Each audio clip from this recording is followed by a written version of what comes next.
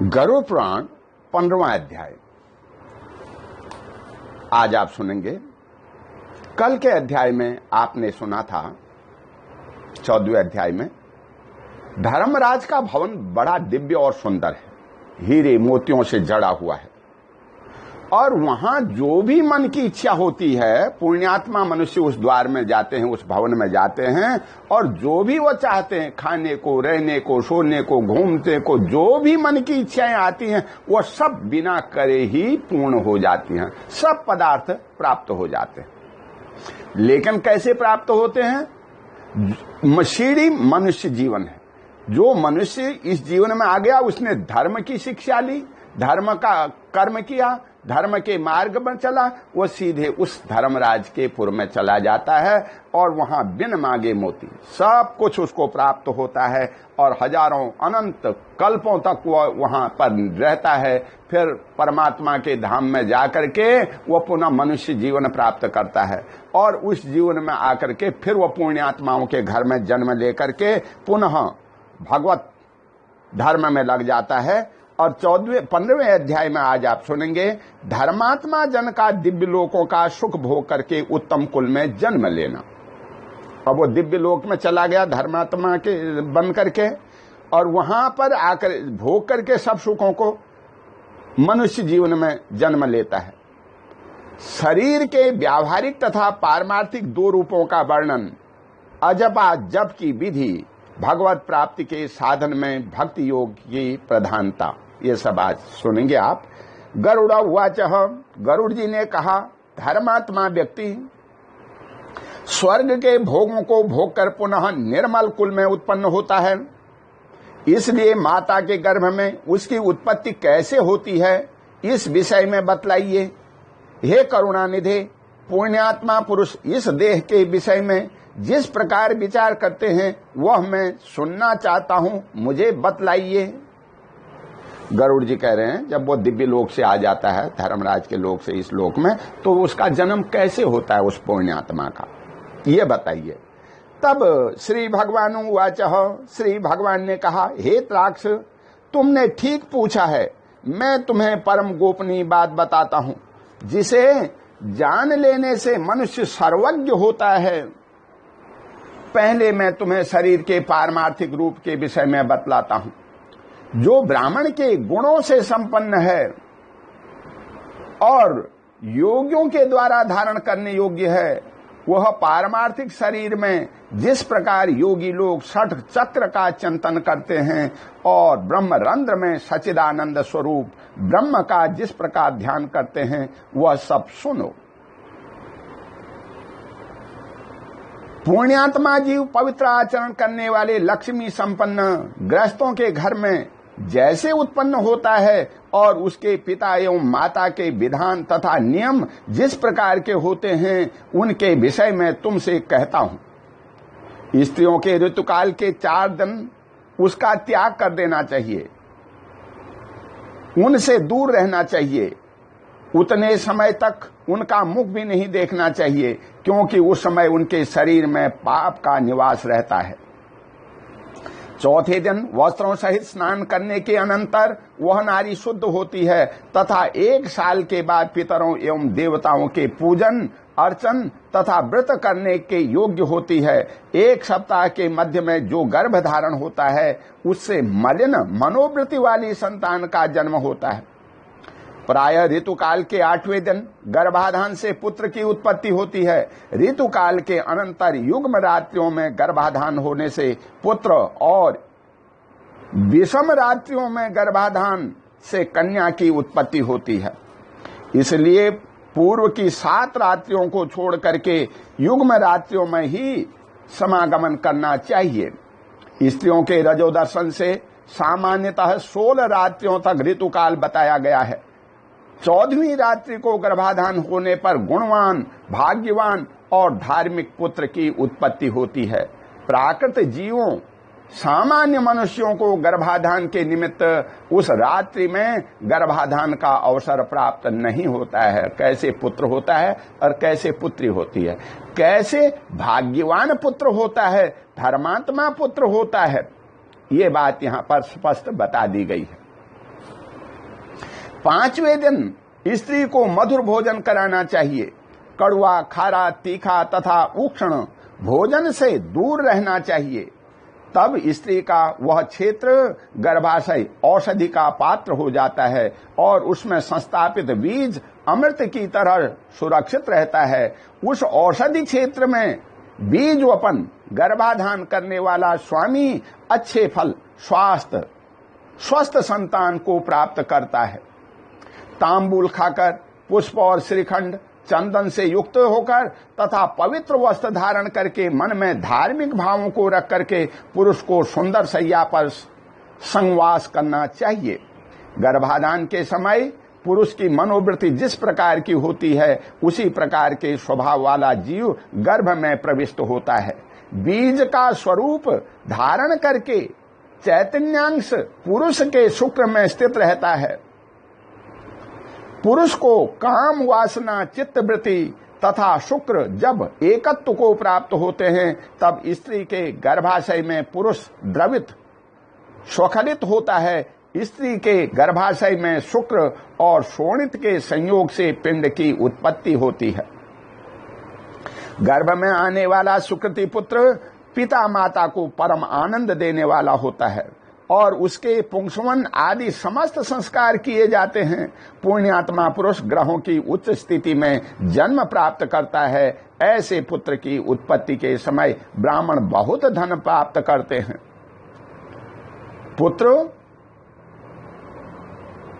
अच्छे विचारों से, अच्छे खान पान से, परमात्मा का ध्यान आदि करने से जो पुत्र उत्पन्न होता है वह पुत्र जो है कि समस्त सुखों को प्राप्त करता है। उसके पैदा होते ही लक्षण दिखाई देने लग जाते हैं, क्योंकि उसके घर में, जिस घर में पैदा होता है तो आनंद होने लगता है, उसका सब संस्कार होते हैं, ब्राह्मणों को भी धन मिलता है। लेकिन जो शराब पी करके, उच्छिष्ट अन्न खा करके, रोध हो करके लड़ाई झगड़े से पुत्र उत्पन्न करता है, सहवास करता है, उसका पुत्र भी जो है जैसी भावना पुरुष के अंदर उस समय हो वैसा ही पुत्र उत्पन्न होता है। और उसके पैदा होते ही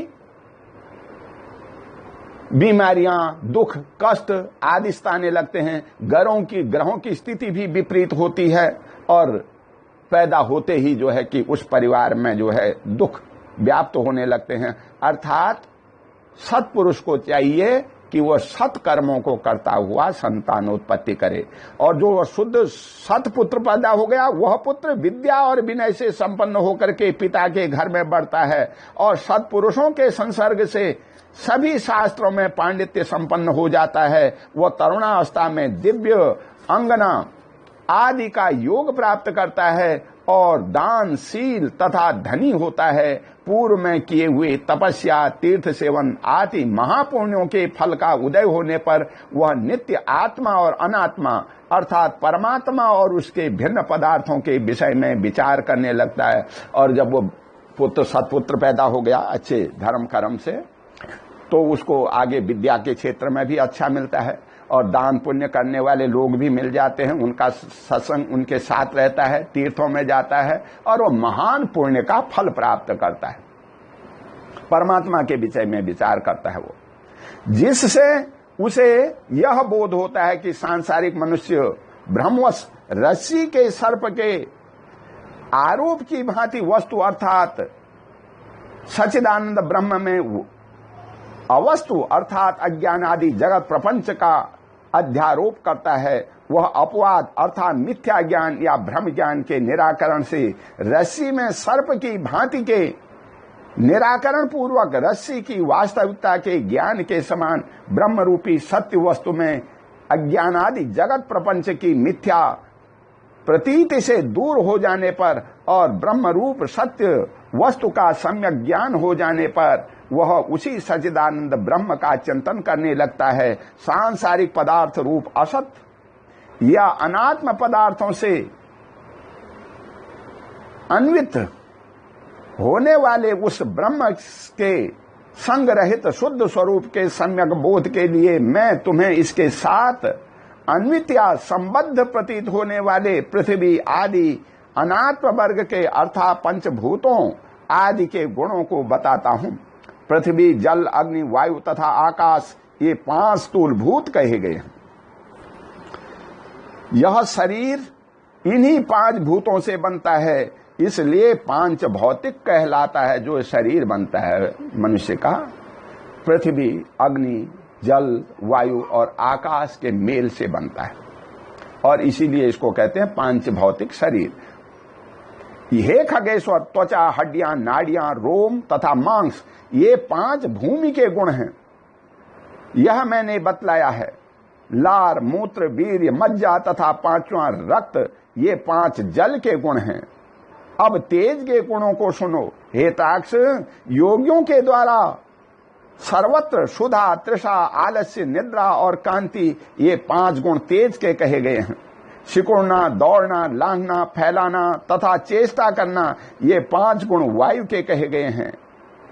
घोष, शब्द, छिद्र, गांभीर्य, श्रवण और सर्व संश्रय समस्त तत्वों को आश्रय प्रदान करना ये 5 गुण इन्हीं यत्न पूर्वक आकाश के जानने चाहिए। जो इस शरीर में प्रतिक्रियाएं हो रही हैं, वो गुण भी जो आ रहे हैं वो इन्हीं 5 तत्वों के आ रहे हैं। ये बात यहां पर आई है। पूर्व जन्मों के कर्मों से अधिवासित मन, बुद्धि, अहंकार और चित्त, पूर्व जन्म के कर्मों से अधिवासित अर्थात जो प्रारब्ध में पूर्व जन्म में हमने किए हैं, मन, बुद्धि, अहंकार और चित्त, यह अंतःकरण तुष्टय कहा जाता है। यह अंतःकरण के अंदर जो आते हैं, श्रोत्र, कान, त्वक, जिह्वा, चक्षु, नेत्र, नासिका ये ज्ञान इंद्रियां हैं। वाक, हाथ, पैर, गुदा और उपस्थ ये कर्मेंद्रियां हैं। दिशा, वायु, सूर्य, प्रचेता और अश्विनी कुमार ये ज्ञान इंद्रियों के तथा वनि, इंद्र, विष्णु, मित्र तथा प्रजापति ये कर्मेंद्रियों के देवता कहे गए हैं। प्रारब्ध बस मन, बुद्धि और अहंकार की, चित्त की भी प्राप्ति होती है, और जो ये इसमें गुण हैं ये सब इन देवताओं के कारण भी आते हैं। देह के मध्य में ईड़ा, पिंगला, सुषुम्ना, गांधारी, गज्जिह्वा, पूषा, यशस्विनी, अलम्बुसा, कुहू और शंखिनी ये 10 प्रधान नाड़ियां स्थित हैं। प्राण, अपान, समान, उदान और व्यान, नाग, कूर्म, कृकल, देवदत्त और धनंजय ये 10 वायु हैं। हृदय में प्राण वायु, गुदा में अपान वायु, नाभि मंडल में समान वायु, कंठ देश में उदान वायु और संपूर्ण शरीर में व्यान वायु व्याप्त रहते हैं। उद्गार, डकार या वमन में नाग वायु हेतु है। जिसके द्वारा उन्मीलन होता है वह कूर्म वायु कहा गया है। कृकल नामक वायु सुधा को उद्दीप्त करता है। देवदत्त नामक वायु जम्भाई कराता है। सर्वव्यापी धनंजय वायु मृत्यु के पश्चात भी मृत शरीर को नहीं छोड़ता। ग्रास के रूप में खाया हुआ अन्न सभी प्राणियों के शरीर को पुष्ट करता है। उस पुष्टिकारक अन्न के सारांश भूत रस को व्यान नाम का वायु शरीर की सभी नाड़ियों में पहुंचाता है। उस वायु के द्वारा भुक्त आहार 2 भागों में विभक्त कर दिया जाता है।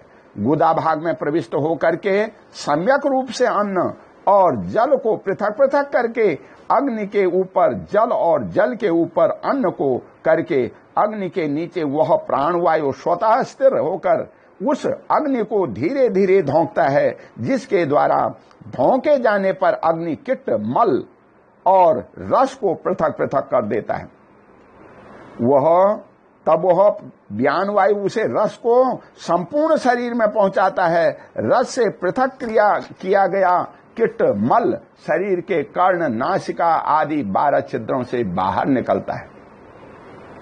कान, आंख, नासिका, जिह्वा, दंत, नाभि, नख, गुदा, गुप्तांग तथा शिराएं और समस्त शरीर में स्थित क्षेत्र एवं लोम ये 12 मल के निवास स्थान हैं। जैसे सूर्य से प्रकाश प्राप्त करके प्राणी अपने अपने कर्मों में प्रवृत्त होते हैं, उसी प्रकार चैतन्यांश से सत्ता प्राप्त करके ये सभी वायु अपने अपने कर्म में प्रवृत्त होते हैं। लेखक जब नर देह के 2 रूपों के विषय में सुनो, एक व्यावहारिक तथा दूसरा पारमार्थिक है। हे विनता पुत्र, व्यावहारिक शरीर में 3.5 करोड़ रोम, 7 लाख केस, 20 नख तथा 32 दांत सामान्यतः बताए गए हैं। इस शरीर में 1000 पल मांस, 100 पल रक्त, 10 पल मेदा, 70 पल त्वचा, 12 पल मज्जा और 3 पल महारक्त होता है। पुरुष के शरीर में 2 कुड़व शुक्र और स्त्री के शरीर में 1 कुड़व शोणित रज होता है। संपूर्ण शरीर में 360 हड्डियां कही गई हैं। शरीर में स्थूल और सूक्ष्म रूप से करोड़ों नाड़ियां हैं। इसमें 50 पल पित्त और उसका आधा अर्थात 25 पल श्लेष्मा कफ कहा गया है। सदा होने वाले विष्टा और मूत्र का प्रमाण निश्चित नहीं किया गया है। व्यावहारिक शरीर इन उपर्युक्त गुणों से युक्त है। पारमार्थिक शरीर में सभी 14 भुवन, ये व्यावहारिक शरीर की कफ, मल, मूत्र, मज्जा, ये सब हड्डियां आदि जो है कि जो हमारा दिखाई देने वाला शरीर है, इसके गुण बताए गए हैं।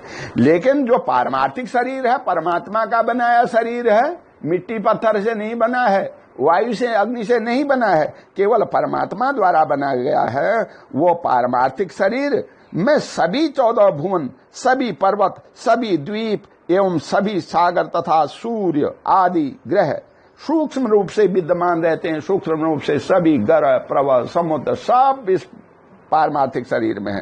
पारमार्थिक शरीर में मूलाधार आदि 6 चक्र होते हैं। मूलाधार पेशाब करने की जगह से लेकर के ब्रह्मरंध्र तक, सिर तक, जहां दिमाग होता है, यहां तक 6 चक्र हैं। ब्रह्मांड में जो गुण कहे गए हैं वह सभी गुण इस शरीर में स्थित हैं। जो गुण सारे ब्रह्मांड में हैं, इस लोक में हैं, वो सभी गुण हमारे इस 6 नाड़ियों में अर्थात हमारे अंदर ही हैं। जो बाहर है वही अंदर भी हो रहा है। ये बात आई। योगियों की धारणा शपथ उन गुणों को मैं बताता हूं जिनकी भावना करने से जीव विराट स्वरूप का भागी हो जाता है। पैर से तलवे में तल लोक और पैर के ऊपर वितल लोक जानना चाहिए। जो लोक हैं 14 भुवन, वो भी हमारे अंदर हैं। ये तो केवल एक पृथ्वी लोक है, लेकिन हमारे अंदर, इस शरीर के अंदर कितने ही लोक हैं। पैर के तलवे में तल लोक, पैर के ऊपर वितल लोक जानना चाहिए। इसी प्रकार जानू में सुतल लोक और जंघाओं में महातल जानना चाहिए। शक्ति के मूल में तलातल, गुह्य स्थान में रसातल, कटि प्रदेश में पाताल।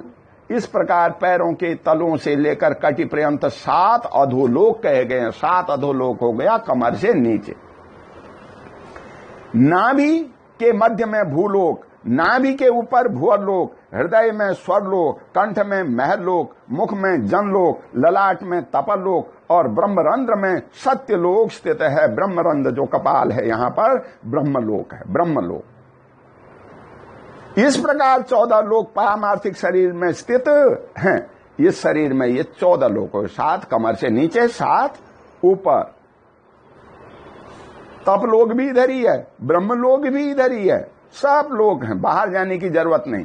त्रिकोण के मध्य में मेरु, अधा कोण में मंदर, दाहिने कोण में कैलाश, वाम कोण में हिमांचल, ऊर्ध्व रेखा में निषद, दाहिनी ओर की रेखा में गंधमादन तथा बाईं ओर की रेखा में रमणाचल नामक पर्वत स्थित है। ये 7 कुल पर्वत इस पारमार्थिक शरीर में है। पर्वत भी जितने बाहर हैं, पहाड़, वो भी हमारे ही अंदर है।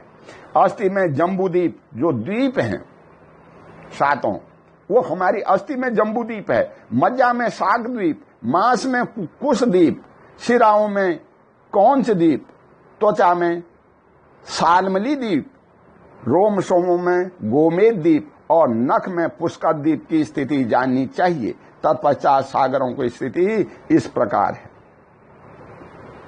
द्वीप भी हमारे अंदर आ गए। हे विनीतासुर, क्षार समुद्र मूत्र में, क्षीर समुद्र दूध में, सुरा का सागर श्लेष्म कफ में, घृत का सागर मज्जा में, रस का सागर शरीरस्थ रस में और दधि सागर रक्त में स्थित समझना चाहिए। सारे सागर भी, समुद्र भी इसी शरीर में है। स्वादुदक सागर को लंबिका स्थान, कंठ के लटकते हुए भाग अथवा उपजिह्वा या काकल में समझना चाहिए। नाभ चक्र में सूर्य, बिंदु चक्र में चंद्रमा, नेत्रों में मंगल और हृदय में बुध को स्थित समझना चाहिए। सारे ग्रह भी हमारे अंदर। विष्णु स्थान अर्थात नाभि में स्थित मणिपूर्वक चक्र में बृहस्पति तथा शुक्र में शुक्र स्थित है। नाभि स्थान, नाभि गोलक में शनैश्चर स्थित है और मुख में राहु स्थित कहा गया है। वायु स्थान में केतु स्थित है। इस प्रकार समस्त ग्रह मंडल इस पारमार्थिक शरीर में विद्यमान है। इस प्रकार अपने इस शरीर में समस्त ब्रह्मांड का चिंतन करना चाहिए। प्रभात काल में सदा पद्मासन में स्थित होकर के षटचक्रों का चिंतन करें और यथोक्त क्रम से अचपा जप करें। सुबह उठ करके ब्रह्म मुहूर्त में नहा धो करके बैठ जाएं पद्मासन पर और बैठ करके अपने अंदर सारा अनुभव करें, ध्यान में बैठ करके कि ये सारा ब्रह्मांड जो चला जगत में हो रहा है सब मेरे ही अंदर है, कोई बाहर नहीं। देखें इसको, समझें इसको। और फिर अजपा नाम की गायत्री मुनियों को मोक्ष देने वाली है। और बैठ करके अजपा गायत्री का जप करें, ध्यान को लगा लें और बैठ जाएं, अपने आप जप होता है। और ये जो गायत्री है उसमें की गई अपने आप जो जपी जा रही है वो मोक्ष देने वाली है। इसके संकल्प मात्र से मनुष्य सभी पापों से मुक्त हो जाता है। हे ताक्ष सुनो, मैं तुम्हें अजपा जप का उत्तम क्रम बताता हूं, जिसको सर्वदा करने से जीव भाव से मुक्त हो जाता है। मूलाधार, स्वादिष्टान, मणिपूर्वक, अनाहत, विशुद्ध तथा आज्ञा, इन्हें षटचक्र कहा गया है। इन चक्रों का क्रमशः मूलाधार गुह्य प्रदेश के ऊपर में, लिंग देश में, नाभि में, हृदय में, कंठ में, भौहों के मध्य में तथा ब्रह्मरंध्र सहस्त्रार में चिंतन करना चाहिए। जो षट चक्र हैं हमारे, इनको अपने अंदर बैठ करके ध्यानपूर्वक इनका चिंतन करने चाहिए। अपने प्राणों को वहां ले जाना चाहिए, ध्यान करना चाहिए। मूलाधार चक्र चतुर्दलाकार, अग्नि के समान और वैसे सपर्यंत वर्णों अर्थात वै, से और स का आश्रय है। स्वादिष्टान चक्र सूर्य के समान दीप्तिमान, वैसे लेकर के लय पर्यंत वर्णों अर्थात ब, भ, म, य, र, ल, ये वर्ण इसके अंतर्गत आते हैं, का आश्रय स्थान है और षट दलाकार है, 6 दलों वाला है। मणिपूर्वक चक्र रक्तम आभा वाला 10 दलाकार और ड से लेकर के फ पर्यंत वर्णों अर्थात ड, ढ, ण, त, थ, द, ध, न, प, फ, ये 10 अक्षर इसके अंतर्गत आते हैं, का आधार है। अनाहत चक्र 12 दलाकार स्वर्णिम आभा वाला तथा क से ठ पर्यंत वर्णों अर्थात क, ख, ग, घ, ङ, च, छ, ज, झ, य, ट, ठ से युक्त है। ये सारे जो वर्ण हैं ये हमारे ही अंदर इन चक्रों में। विशुद्ध चक्र 16 दलाकार 16 स्वरों अ, आ, इ, उ, री, री, ए, ऐ, ओ, औ, अंग, अह, ये जो वर्ण हैं ये सब इस 16 दलाकार चक्र में, विशुद्ध चक्र के अंतर्गत आते हैं। ये से युक्त कमल और चंद्रमा के समान कांति वाला होता है। आज्ञा चक्र हंग सह इन 2 अक्षरों से युक्त द्विदलाकार और रक्तम वर्ण का है। ये जो आज्ञा चक्र है, जो आज्ञा देता है हमारे, भाई इधर जाना है, इधर आना है, जाना है, आग लग गई है, इससे दूर रहना है, गिरने वाले हो इससे बचना है, ये कौन सा चक्र है? ये है आज्ञा चक्र। और बचो, इधर से आज्ञा देता है, भाई ये नुकसान होने वाला है, बचो। और इसके अंदर 2 अक्षर हैं, एक हंग और एक सह, 2 अक्षरों से ये द्विदलाकार है। इसके ऊपर ब्रह्मरंध्र में दैदीप्यमान सहस्त्रदल कमलाकार चक्र है। और इस आज्ञा चक्र जो हमारे कपाल पर या सामने होता है, इस चक्र के ऊपर जो है ब्रह्मरंध्र, सर के बीचों बीच में ये यहां पर ब्रह्मरंध्र में जो है कि दैदीप्यमान सहस्त्र दलाकार चक्र है, जो कि सदा सत्यमय, आनंदमय, शिवमय, ज्योतिर्मय और शाश्वत है। ये कैसा है? ये देखो, ज्योतिर्मय है, ये सारी ज्योति सब प्रकाश शाश्वत है। ये इन चक्रों में क्रमशः गणेश, ब्रह्मा, विष्णु, शिव, जीवात्मा, गुरु तथा व्यापक परब्रह्म का चिंतन करना चाहिए। जो हम देवी देवताओं की पूजा करते हैं, ये कहीं बाहर न होकर के अपने ही अंतर है। इन 6 चक्र में है। जो ये हमारा सहस्त्रदल चक्र है, ब्रह्मरंध्र में है, यहां पर ब्रह्म का चिंतन करना चाहिए। पर ब्रह्म हमारे इस चक्र में है, हमारे कपाल में, हमारे खोपड़े के ऊपर बैठा हुआ, हमारे दिमाग में बैठा हुआ है ये ब्रह्म भी। अर्थात मूलाधार में गणेश जी का, स्वादिष्टान चक्र में ब्रह्मा जी का, मणिपूर्वक चक्र में विष्णु का, अनाहत चक्र में शिव का, विशुद्ध चक्र में जीवात्मा का, आज्ञा चक्र में गुरु का, सहस्त्र चक्र में सर्वव्यापी परब्रह्म का चिंतन करना चाहिए। जो आज्ञा चक्र है, गुरु भी हम जो बाहर पूछते हैं गुरु जी, ये कहीं बाहर कोई गुरु किसी का नहीं है, आज्ञा चक्र में बैठा ही गुरु है ये। और यही आज्ञा देता है, भाई उठना है, बैठना है, सोना है, खाना है, लड़ना है, या किसी को बचाना है, छोड़ना है, एकदम आज्ञा देता है, ऐसा करो, और आदमी बेबस होकर के करता है। और ये आज्ञा चक्र अर्थात अपना गुरु और आचार्य भी हमारे ही अंदर बैठा हुआ है। सर्वव्यापी परमात्मा भी हमारे इस चक्र में बैठा हुआ है। विद्वानों ने एक दिन रात में 21,600 श्वासों की सूक्ष्म गति कही है। एक दिन में सांस लेते हैं 21,600। हम का उच्चारण करते हुए श्वास बाहर निकलता है और स की ध्वनि करते हुए अंदर प्रविष्ट होता है। इस प्रकार तात्विक रूप से जीव हंस हंस इस मंत्र से परमात्मा का निरंतर जप करता रहता है। कुछ करो बाहर, नहीं करो। आत्मा तो जो है हमारे अंदर बैठा हुआ, जो सांसें हमारी चल रही हैं, वो स्वयं परमात्मा का ध्यान करता है, जप करता है, स्वयं भी ये हो रहा है अंदर, और कोई कुछ बाहर नहीं है। आत्मा परमात्मा को निरंतर भज रही है, उससे संबंध बनाए रखे हुए है, और यह हंस हंस जप होता रहा है।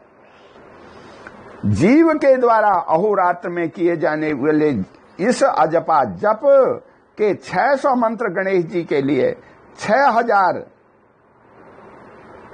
ब्रह्मा जी के लिए, 6000 विष्णु के लिए, 6000 शिव के लिए, 1000 जीवात्मा के लिए, 1000 गुरु के लिए, और 1000 मंत्र जप चितात्मा के लिए निवेदन करने चाहिए। श्रेष्ठ संप्रदाय बेता अरुण आदि मुनि इन षड चक्रों में ब्रह्म मयूख किरण के रूप में स्थित गणेश आदि देवताओं का चिंतन करते हैं। ये जो जप हो रहा है अजपा गायत्री का, ये हमारे अंदर ही हो रहा है, और इसको हम गणेश जी को, विष्णु भगवान को, ब्रह्मा जी को, सब देवताओं को अर्पित कर देते हैं। आप ही करने वाले, आप ही जपने वाले, आपको ही जपना है, सब कुछ आपका ही है, अर्थात कुछ नहीं किसी का। ये जो है कि यही असली ब्रह्म ज्ञान है, असली जप है ये हंस हंस, जो स्वयं में भी चल रहा है।